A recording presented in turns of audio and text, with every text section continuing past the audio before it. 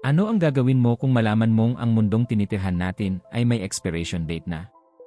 At ang mas malala, ilang araw na lang ang natitira bago ito tuluyang maglaho. Isang mapagpalang araw sa inyo mga ka-movie buddy. Ngayon, hihimain natin ang isa sa pinakamalaki, pinakamagastos, at pinakatakatakot na disaster film sa kasaysayan, ang pelikulang 2012. Humanda kayo sa 15 minutong roller coaster ng emosyon, pagsabog, at walang humpay na takbuhan. Nagsimula ang lahat noong taong 2000 at siyam. Isang Amerikanong siyentipiko na si Adrian Helmsley ang naglakbay patungong India para makipagkita sa kanyang kaibigang astrophysicist na si Satnam. Sa ilalim ng isang napakalalim na minahan ng tanso, natuklasan ni Satnam ang isang nakakangyat na katotohanan: ang araw ay naglalabas ng tinatawag na neutrinos sa isang hindi normal na dami. Dahil dito, ang core o ang pinakailalim na bahagi ng Earth ay mabilis na umiinit. Para itong isang dambuhalang microwave oven, at ang microwave na to, ang mismong planeta natin. Agad na bumalik si Adrian sa United States para iulat ito kay Carl Anheuser, ang Chief of Staff ng White House, na dinala naman agad ang balita sa presidente ng Amerika na si Thomas Wilson. Napagtanto nilang sa loob lang ng 3 taon, o sa taong 2012, ang crust ng mundo ay tuluyan ng buguho. Taong 2010. Nagpulong ang mga pinuno ng pinakamayayamang bansa, G8 Summit.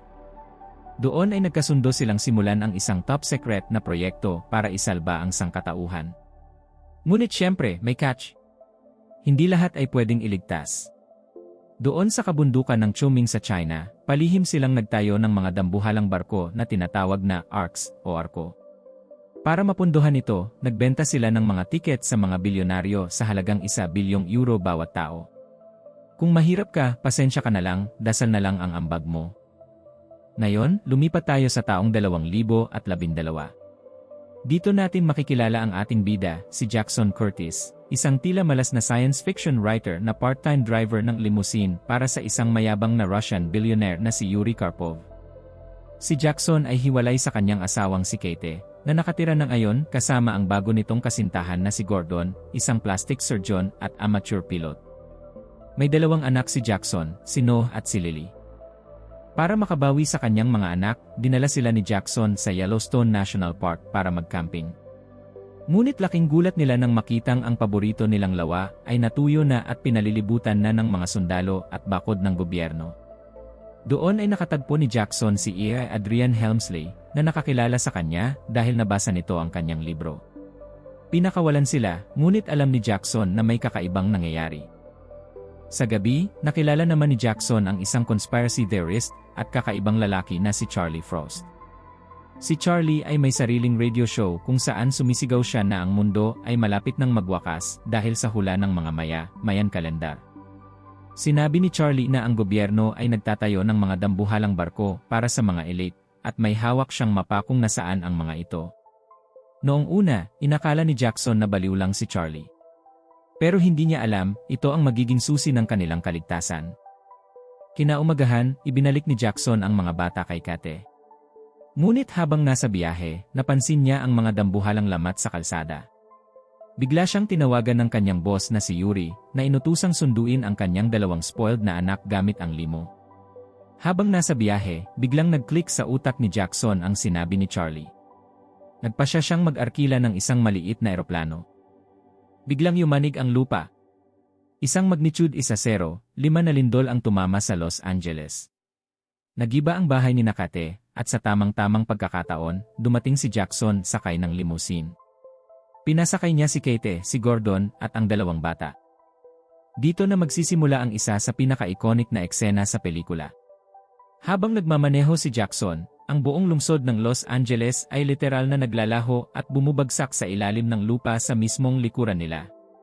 Ang mga skyscraper ay nagigiba, ang mga tulay ay nawawasak, at ang limo ay lumilipad sa gitna ng mga gumuhong semento. Sa kabila ng lahat ng batas ng physics, nagawa nilang makarating sa airport kung saan naghihintay ang maliit na eroplano ni Gordon.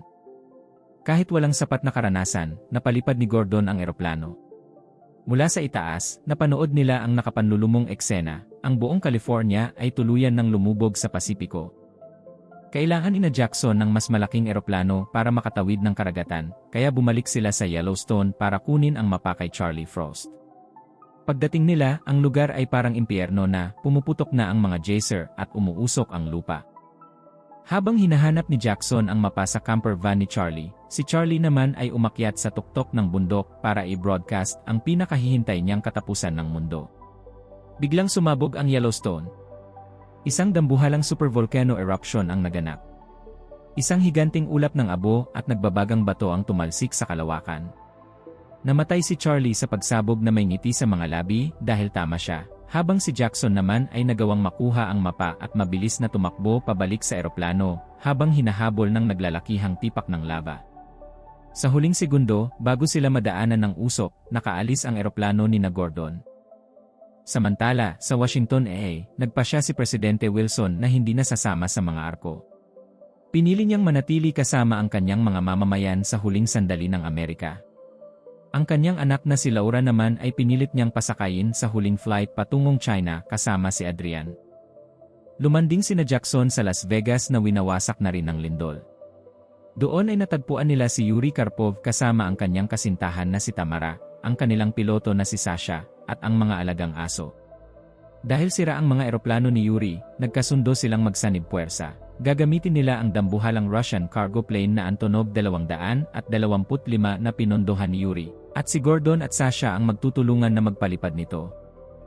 Habang lumilipad sila patungong China, ang buong mundo ay tuluyan ng gumuho. Sa Washington, isang dambuhalang tsunami ang nagdala sa barkong pampanguluhan, ang John Kennedy, na bumagsak mismo sa ibabaw ng White House, na naging sanhi ng kamatayan ng presidente. Sa loob ng eroplano ni Jackson, napagtanto nilang hindi sila aabot sa China dahil naubos ang gasolina dahil sa paggalaw ng mga kontinente. Ang crust ng mundo ay umikot, kaya ang China ay mas malapit na ngayon kaysa sa inaasahan nila. Ngunit ang problema, ang eroplano ay pababa na sa mga kabundukan ng Himalayas na nababalutan ng nyebe. Nagpasya silang mag-crash land. Inutusan ni Sasha ang lahat na sumakay sa mamahaling sasakyan sa loob ng cargo hold at ihulog ito palabas habang ang eroplano ay bumabagsak. Ligtas na nakalabas sina Jackson, Yuri, at ang pamilya, ngunit ang matapang na pilotong si Sasha ay hindi na nakaligtas ng tuluyang sumabog ang eroplano sa bangin. Dito na lumabas ang tunay na kulay ng tao. Dumating ang mga helicopter ng gobyerno ng China para sunduin ang mga may tiket. Dahil may tiket si Yuri at ang kanyang dalawang anak, pinasakay sila. Ngunit iniwan ni Yuri sina Jackson, Kate, Gordon, ang mga bata, at maging si Tamara dahil wala silang tiket. Ganyan kasakit ang buhay kapag wala kang pera sa takbo ng mundo. Ngunit hindi sumuko si Jackson. Nakatagpo nila ang isang batang Buddhist monk na si Nima, na ang kapatid na si Tenzin ay isang welder sa mismong proyekto ng arko. Ginamit nila ang mapa ni Charlie at palihim na pumasok sa mga hydraulics chamber ng ART-4 sa pamamagitan ng isang sikretong daanan. Samantala, sa labas, ang mega tsunami ay papalapit na sa Himalayas. Libo-libong tao ang nagkakagulo sa labas ng mga arko, nagmamakaawang papasukin.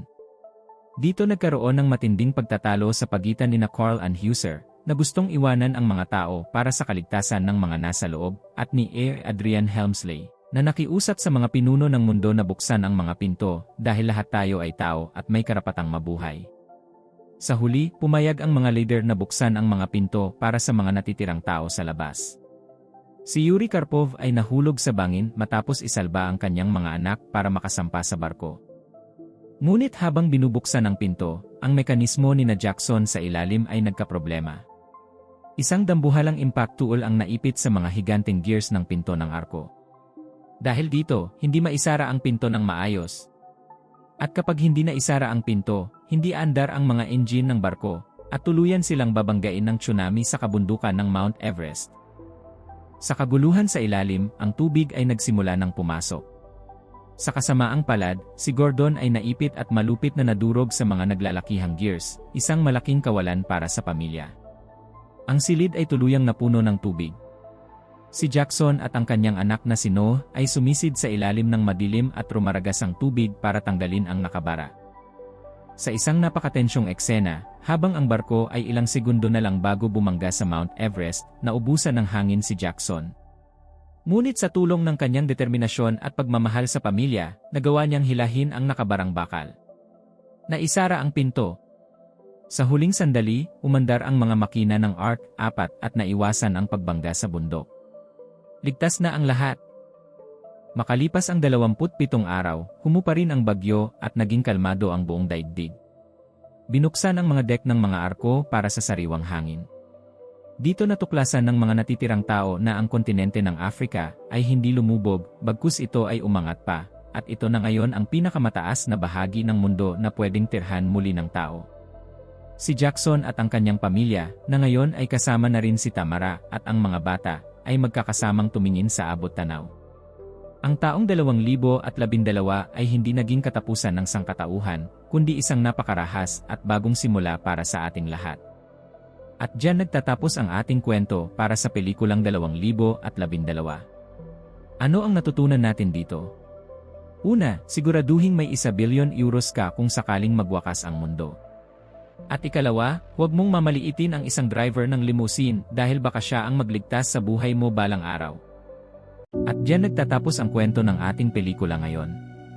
Kung nagustuhan nyo ang recap na ito, huwag kalimutang i-like, mag-comment kung ano ang paborito ninyong eksena, at mag-subscribe para laging updated sa mga susunod nating kwentuhan. Ako muli si Sinigang Movie Recap, hanggang sa muli, paalam.